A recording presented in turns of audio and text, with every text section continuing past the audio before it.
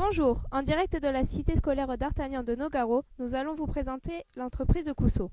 Pour commencer, voici l'interview du PDG de cette entreprise. Créé en 1978 par moi-même, je détiens 100% des actions Cousseau.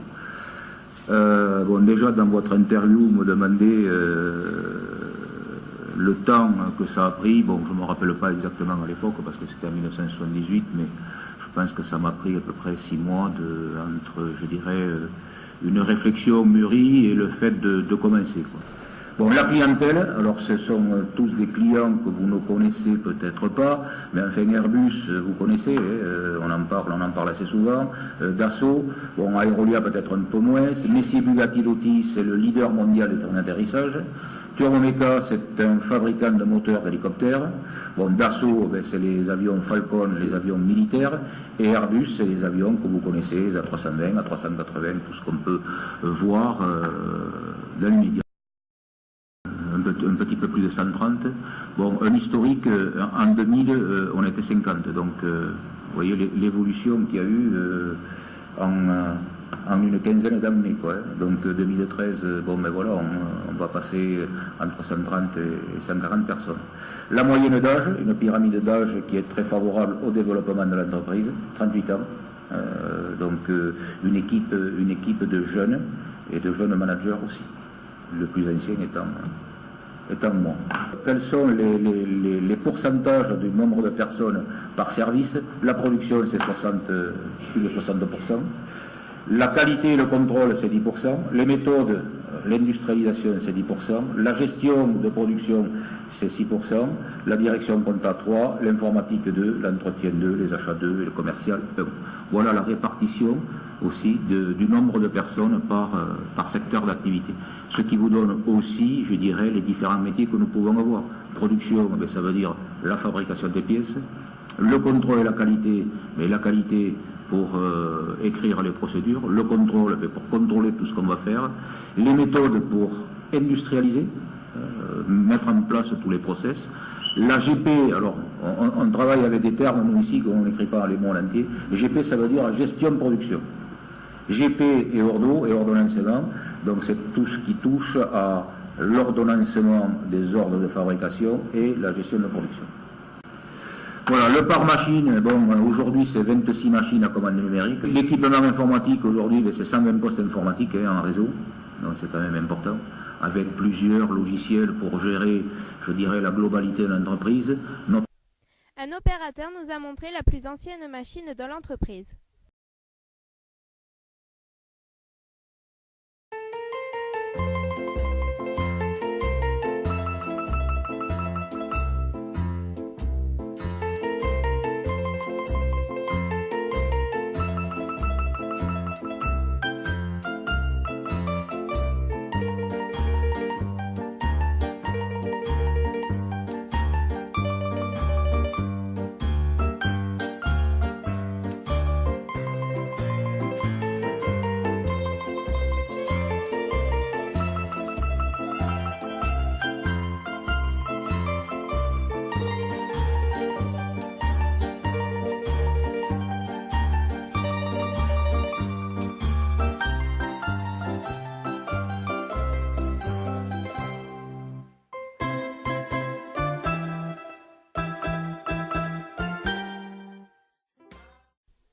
Ensuite, nous retrouvons Gwendal Martin qui est sur le point d'interviewer un opérateur pour nous présenter et nous parler de l'usinage à commande numérique. Qu'est-ce qu'une machine à commande numérique?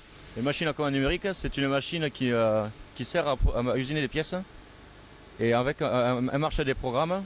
Qu'est-ce qu'on produit avec? On produit des pièces, ici on produit des pièces d'aéronautique. Avec quelle précision? La précision, ça dépend, ça peut aller du micron comme au dixième et même au millimètre. Quel diplôme faut-il pour s'en servir? Pour s'en servir, le minimum c'est un bac pro. Un bac pro 3 ans, que comme moi j'ai fait un bac pro TU. Après j'ai fait un BTS IPM.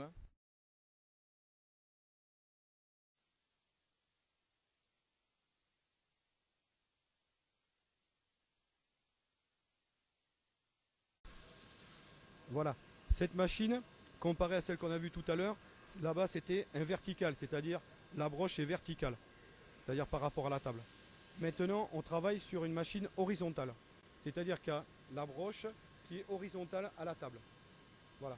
Maintenant, cette machine, c'est une palettisée 5 axes qui contient 10 palettes, donc qui veut dire palette dit 4 faces, donc ça veut dire 40 faces qui peuvent être usinées avec 40 montages différents. Donc ça ouvre une marge de travail quand même très très large. Après, c'est une 5 axes. Pour finir, Madame Mathieu et Monsieur Cousseau vont nous parler de l'évolution des ressources humaines et matérielles.